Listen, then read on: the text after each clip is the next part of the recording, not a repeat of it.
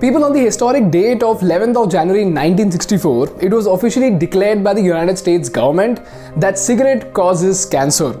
And within a day, an $8 billion tobacco industry and the incomes of 750,000 families was at stake. While most companies saw their sales dropping down, there was one company that miraculously went from having just 1% market share to becoming the fourth largest cigarette brand in the world in less than 1 year.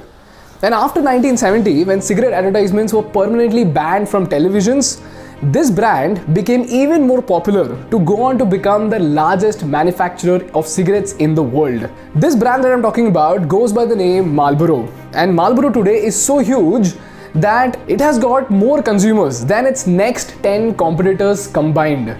The question is, what the hell did they do because of which the very same cancer report and the ban, which is essentially supposed to kill its business, ended up becoming a stepping stone for Marlboro to become a $58 billion brand? The answer to this question lies in one of the most iconic marketing strategies ever witnessed by mankind, which is called as lifestyle marketing. Now let's try to understand this using a very simple example that is closer to home. If you are a 90s kids and you watched Sachin Tendulkar play, I bet you that at some point in your life or someone in your friend circle must have bought an MRF bat.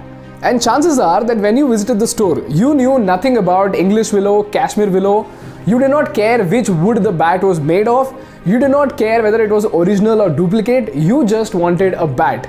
And then you had two choices: bats with no stickers and bats with MRF stickers.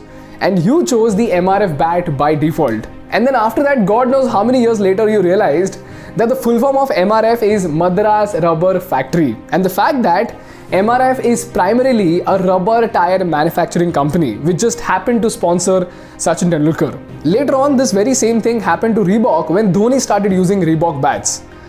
Now here the question is it a coincidence that millions of children all across the country were so stupid to mindlessly buy a bat with a sticker of a rubber tire company? If not, then how the hell did this even happen? Well, here's where the magic of lifestyle marketing happens. We all idolized Sachin Tendulkar and we all wanted to be like Sachin Tendulkar. So subconsciously, the MRF bats made us feel as if we were holding the exact same bat as Sachin Tendulkar himself. So to put that straight, what we essentially bought into when we bought MRF bats is not the bat itself, but the connect that it had with our idol, that is Sachin Tendulkar, because we wanted to be like Sachin Tendulkar. Now in the US, the same thing happened to Nike's Air Jordan shoes lineup, wherein when Nike signed up Michael Jordan, the fascination for Air Jordan shoes became so crazy that even today, after 18 years of Michael Jordan's retirement, he still makes $100 million every single year just in royalty. This is what we call as lifestyle marketing, wherein consumers buy more into the lifestyle of the icon who's associated with the product than the product itself. And this is exactly what the marketers of Marlboro cigarettes did to their brand. After the 1964 report, which was released by the Surgeon General of the United States, brands started to do everything in their capacity to keep their reputation. Some brands tried to justify cigarettes, while some brands completely disapproved the very research itself. Back then, Marlboro was a very small company that made cigarettes only for women. But as soon as this news broke out, the parent company of Marlboro, which is Philip Morris, decided to shift their method of marketing and became an epitome of business propaganda in the 20th century. So what the marketers of Marlboro did is that instead of justifying smoking and using statistics that were difficult to understand, they came out with a campaign called the Marlboro Man, wherein they introduced a character who was supposedly everything a man wanted to be like, and they named this character the Marlboro Man. Marlboro Man was a cowboy who had a perfectly built up body, and the commercial showcased him as the ultimate archetype of manhood.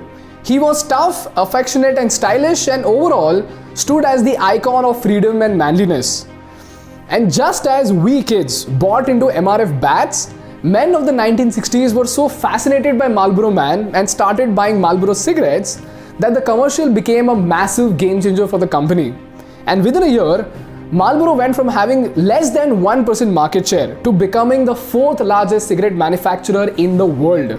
And the fun fact is, in all of those commercials, cigarette was not even the primary subject of focus. In fact, cigarette as a product got less than 10 seconds of footage time in all of those commercials. And because of this, even when cigarette commercials were permanently banned from television and brands couldn't show cigarettes in their commercials on TV, Marlboro was very easily able to navigate through that situation because their focus was anyways not on cigarettes but on Marlboro Man himself. And that is how they were able to communicate their emotion very easily, even through print and magazine.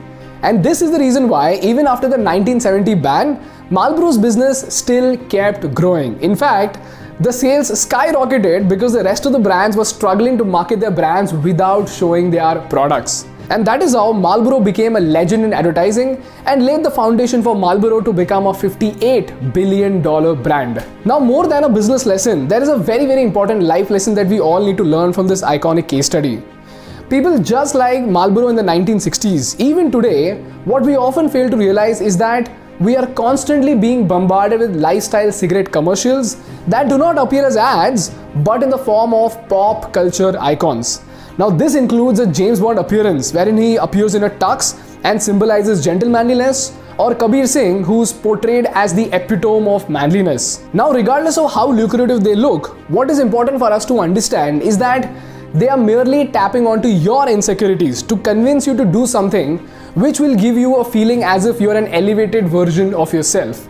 But the truth is, because of your lack of self-awareness, you don't realize that your insecurities are putting money into their pockets, eventually to make those companies billions of dollars, but to turn you into a sick, miserable addict of either cigarettes or social validation, depending on what you're buying into.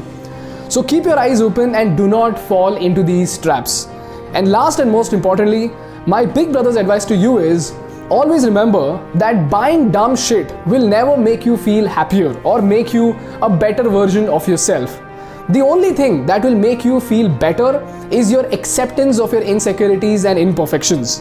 And at the end of the day, if you do not embrace your insecurities, some billion-dollar brand will dig into your misery and make a fortune out of it. So think about it, and if you think I make sense to you, then help me spread this message by sharing this video with as many people as possible.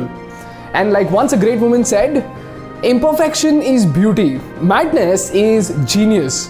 And it is better to be absolutely ridiculous than to be absolutely boring. And if you learned something valuable, then hit the like button to support our channel. And for more such insightful business and political case studies, subscribe to our channel. Thank you so much. I will see you next week. Bye bye.